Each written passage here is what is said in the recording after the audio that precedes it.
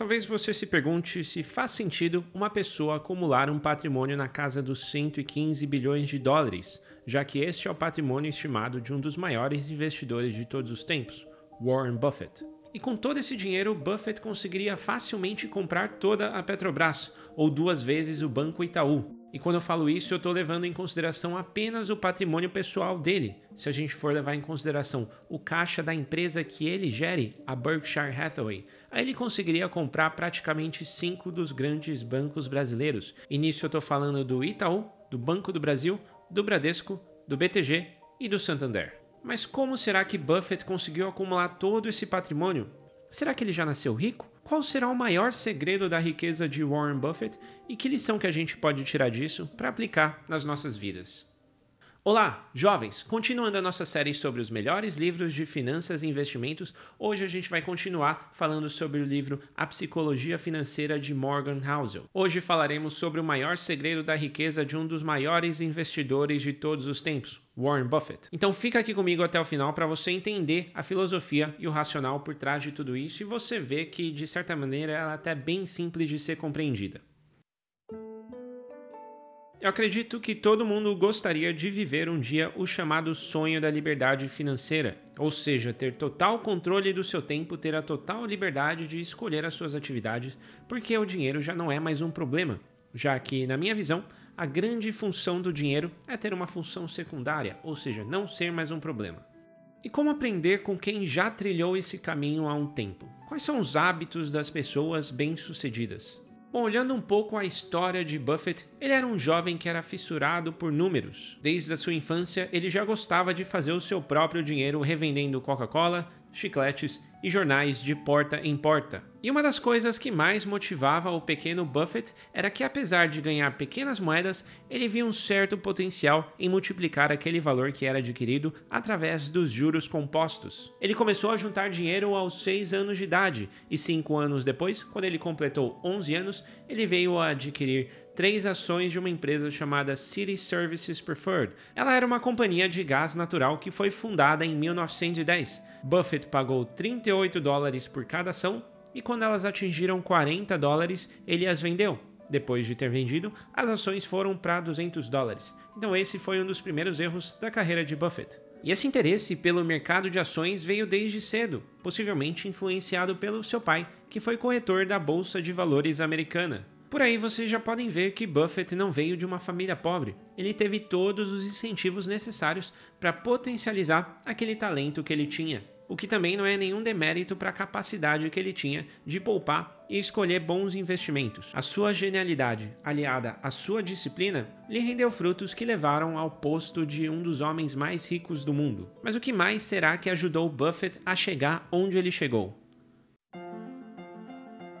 Ao cursar a faculdade, Buffett teve o privilégio de conhecer um grande investidor chamado Benjamin Graham. Graham é um dos pais do investimento em valor.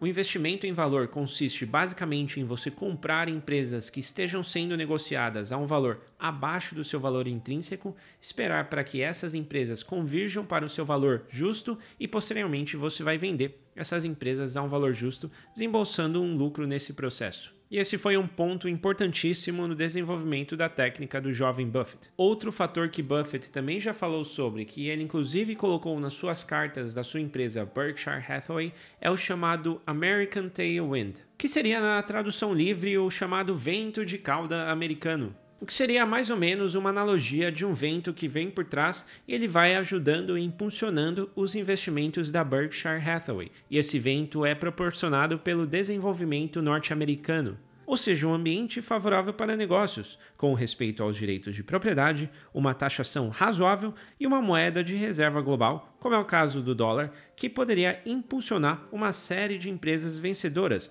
as quais Warren Buffett teve a oportunidade de ser sócio desde o início. Mas será que esse é o maior segredo de Buffett? Ter nascido nos Estados Unidos e ter vivenciado toda a explosão do desenvolvimento americano? Bom, sem dúvida, a questão geográfica trouxe uma série de benefícios para Buffett, mas nós temos casos aqui no Brasil que não necessariamente tiveram esses mesmos privilégios, mas conseguiram construir um patrimônio relevante. E aqui eu estou falando de um caso muito famoso que é o Luiz Barsi. Mas convenhamos, você não precisa ser tão rico quanto Buffett, nem quanto Barsi para atingir a sua liberdade financeira. O interessante é você estudar a variável mais importante que influencia na construção de patrimônio desses grandes investidores, e é sobre exatamente isso que eu vou falar agora. Segundo o site The Capital Advisor, mais de 90% do patrimônio de Buffett foi adquirido depois que ele já tinha 65 anos de idade. E isso se deu principalmente devido ao efeito dos juros compostos. Isso pode soar um certo absurdo para a maioria das pessoas porque crescimentos exponenciais não são facilmente compreendidos. É mais fácil a gente ver o que a gente chama de crescimento linear. Vamos exemplificar aqui para vocês. Se a gente tem um crescimento de mais 1, imagine que você tem 1 mais 1, 2 mais 1, 3 mais 1, 4. Agora, se a gente tem um crescimento exponencial, a gente já está falando algo que vai dobrando. Por exemplo, 1, 2, 4, 8, 16. Ou seja, os resultados vão se acumulando e ao passar de cada interação, que no nosso caso seria o tempo, ele atinge resultados estratosféricos. Mas eu vou trazer um assunto aqui para vocês para tentar exemplificar como que funciona o crescimento exponencial. Vejamos as histórias das eras glaciais, que compreende bilhões de anos na história da Terra. Bom, foi no século XIX que cientistas chegaram em um consenso sobre o fato de que a Terra teria sido congelada, teria enfrentado uma era do gelo 5 vezes.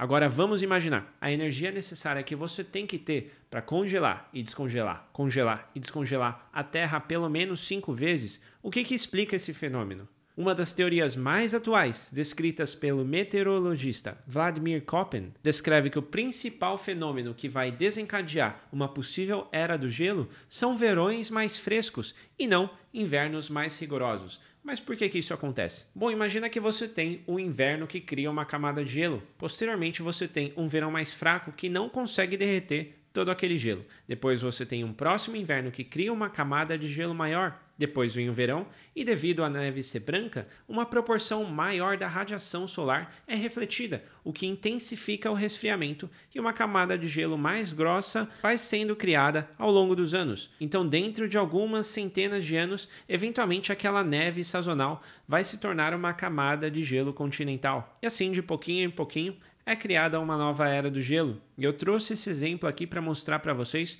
como uma pequena mudança pode ser exponencializada ao longo dos anos. Pouco a pouco, aquela pequena camada de gelo vai criando condições favoráveis para que ela aumente. E é mais ou menos isso que acontece quando a gente está num processo de construção de renda passiva. Ou seja, é importante para vocês se ligarem que um pequeno crescimento serve como um combustível para um crescimento exponencial lá na frente. Isso significa basicamente dizer que a gente não precisa de esforços fora do comum para atingir o que a gente quer. A gente só precisa de tempo e consistência. Warren Buffett adquiriu a sua primeira ação aos 11 anos de idade e de lá para cá, por quase 8 décadas, ele obteve um retorno lá da casa dos 20% ao ano em dólares. E sim, ele é um investidor fenomenal, mas se ele tivesse iniciado a sua carreira aos 30 anos e se aposentado aos 60, muito possivelmente a gente nunca teria ouvido falar dele. Isso porque quando a gente está falando sobre o efeito dos juros compostos, a variável mais importante dessa equação é o tempo.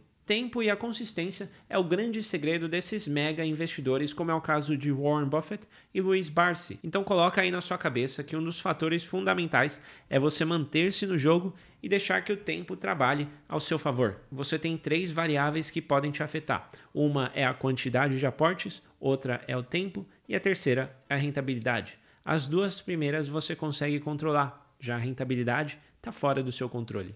Foque nos retornos bons que podem ser mantidos e repetidos no longo prazo. E deixe o efeito dos juros compostos fazerem o seu papel. E eu te garanto que vai ser muito mais fácil e muito mais tranquilo do que você procurar aquela próxima ação que vai multiplicar por 10, 20 vezes. Deixa aqui nos comentários se você concorda com essa conclusão. E assim nós terminamos a segunda parte da análise do livro A Psicologia Financeira de Morgan Housel. Se você gostou desse vídeo, compartilhe com seus amigos. Muito obrigado e até a próxima!